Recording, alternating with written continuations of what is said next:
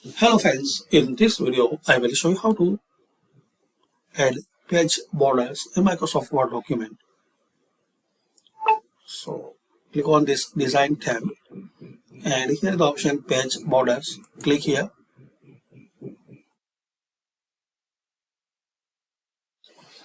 So select here box and select any style like this one.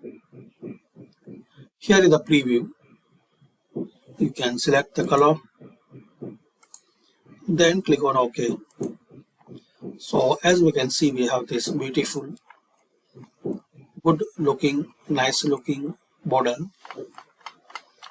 In just a few steps you can add this border. Click on design and here the page border. You can change the color,